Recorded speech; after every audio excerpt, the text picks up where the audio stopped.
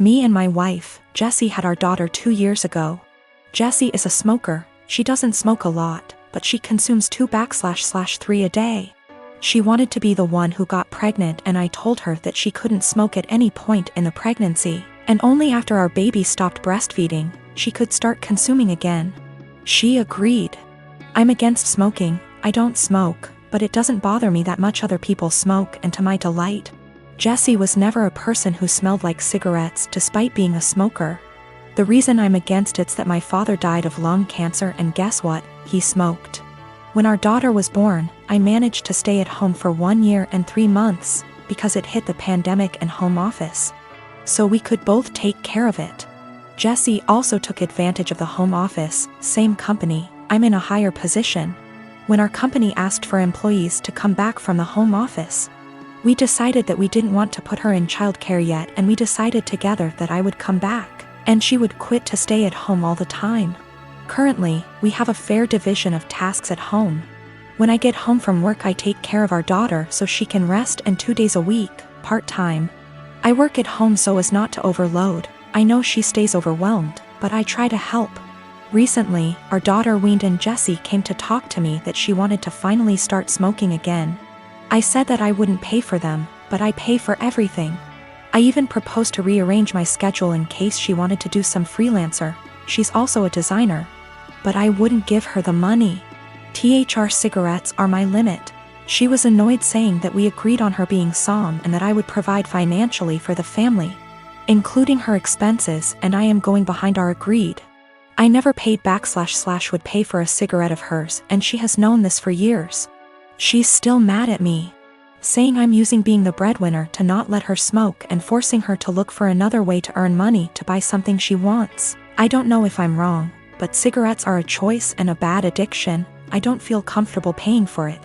Given my family history, I always made it very clear that I would never pay for a cigarette. When we made the decision for her to be SOM, I told her I wouldn't feel right paying for her cigarette, and she reassured me that it was something I wouldn't have to worry about. She does freelance to make some purchases she wants. There are months when we are tighter and we can't do some shopping, so she does freelancing. It's rare, but it happens, and on those days, our daughter stays with me even if it's at my service. I never limited any of her purchases, ever, if not because of tight money. For more extravagant purchases of hers that I can't afford, she freelances and buys. So I suggested she do one a month that covers her entire cigarette stash, and I would help by staying with our daughter. She is not entirely financially dependent on me. When she wants to buy something that I can't afford with our money, she makes a design request. A couple years ago, a close friend, Ashley, started a long-distance relationship with a guy, Chris. He has been really good to her, and after meeting in person a few times, they decided to move in together. I was super happy for her, as she had a few bad relationships over the years, and it was nice to see her in a healthy one. That joy faded the last couple months before she moved a few states over to be with him. The issue isn't her moving, but that she repeatedly joked about having a baby from Chris. At first, I accepted it as jokes, but over time I realized Ashley was serious. For context, Ashley has 2 children from a previous relationship, ages 10 and 12. Chris absolutely doesn't want kids. He told her this at the start, and any time she hinted possibly wanting more, he shot it down, saying it was a deal breaker. Now, Chris is more than willing to accept her children as her own, because he loves her, and after meeting her kids, them as well. He's accepted that they are a package deal with her, and since they are at an age where they are semi-independent, it's not an issue for him. To me, Chris is a real bro, for taking on her kids without issue. Hearing Ashley say she wants a baby out of him, one way or another, bothered me to no end. It's hard enough to find a partner that treats you well and accepts children that aren't their own. To find one that does and then talk about plotting to force a baby seems gross and manipulative. Before her move, I had sat down with Ashley, trying to talk sense into her. At first she resisted, but finally it seemed she understood how shitty it would be.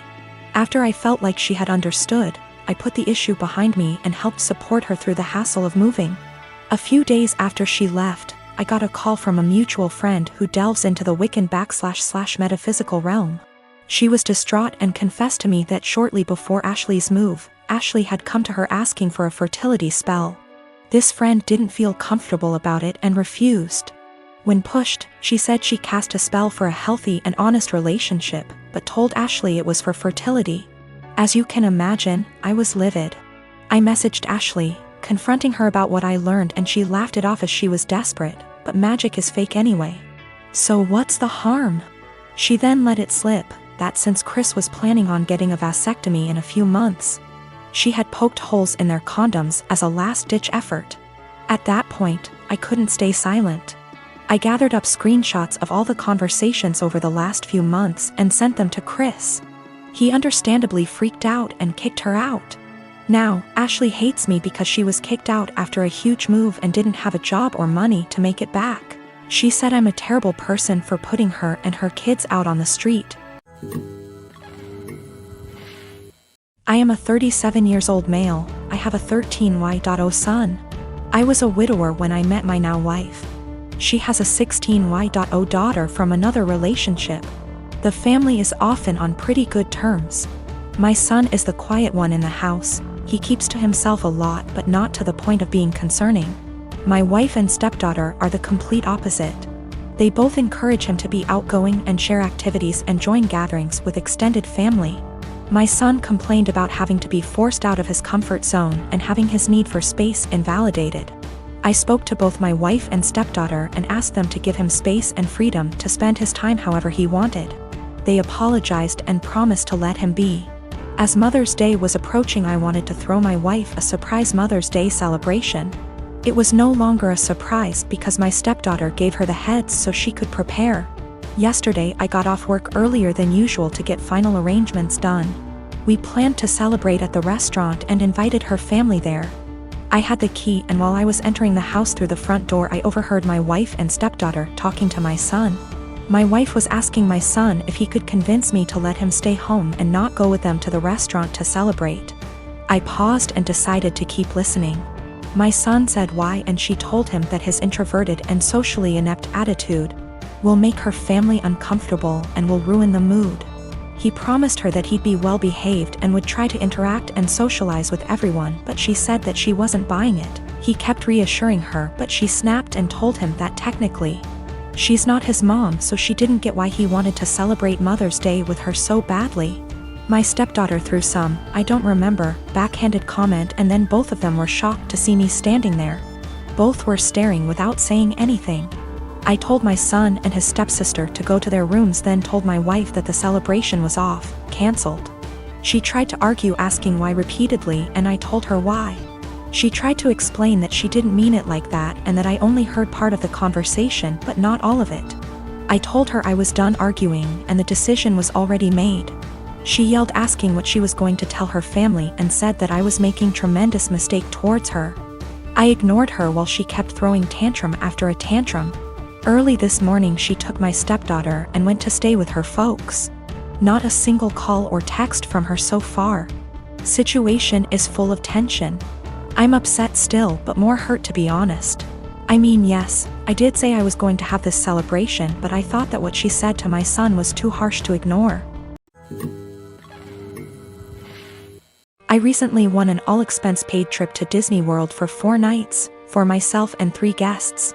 I am currently planning on bringing my boyfriend, my mother, and my boyfriend's mother. I know we all aren't exactly Disney's key demographic, but it honestly means a lot to our mothers that I am inviting them. Both my boyfriend and I grew up in poorer families that could never afford expensive vacations. And this is the first trip to Disney World for all of us. I know this is probably the only opportunity our mothers will ever have to go to Disney. And for now they are both in good enough health to still enjoy the rides. The problem is with my cousin, Jane, who has been hounding me to take her 5-year-old daughter, Kelly, instead of my boyfriend's mother. I know, what kind of monster am I for not wanting to bring a little girl to the place where dreams come true? Except Jane's family has already been to Disney World twice, most recently earlier this year in February. My cousin has done very well for herself. She runs a successful photography business, and her husband is an engineer. They are definitely able to afford their own vacations. If Jane wasn't so well off, I probably would consider taking Kelly if I thought I was giving a little kid a once-in-a-lifetime experience. But I'm not. She's already been twice and she's only 5. Our mothers have been 0 times. Jane's only rationale for wanting me to take her daughter seems to be that Disney is meant for kids. It's weird to go with only adults. And it'd be evil to not take a 5-year-old to Disney if you had the chance. There's also the issue of Kelly herself. She's not a completely terrible child, but she's whiny and throws tantrums regularly. I don't really want to spend a week with that. Also, what if she gets homesick? What if she gets actually sick? What if she gets lost? I'm not a parent myself and I would have no idea what to do in those situations. I also don't want to saddle my mother with the responsibility of caring for her. I babysat Kelly before, but only for a few hours at a time. I'm not sure why my cousin is even comfortable with the idea of me taking her child 3 states away. We are in North Carolina, so it's not like Orlando is just a short drive down the road if something happens. I tried telling Jane I'm not comfortable bringing Kelly, and she just said this is a good opportunity to find out what being a parent is like. What? She's almost acting like I'm not serious about not bringing Kelly, and I'm just pretending I don't want to bring her. It's really weird. Jane and I have always been very close, like we are sisters. And I'm afraid this has the potential to ruin our relationship once it comes to a head.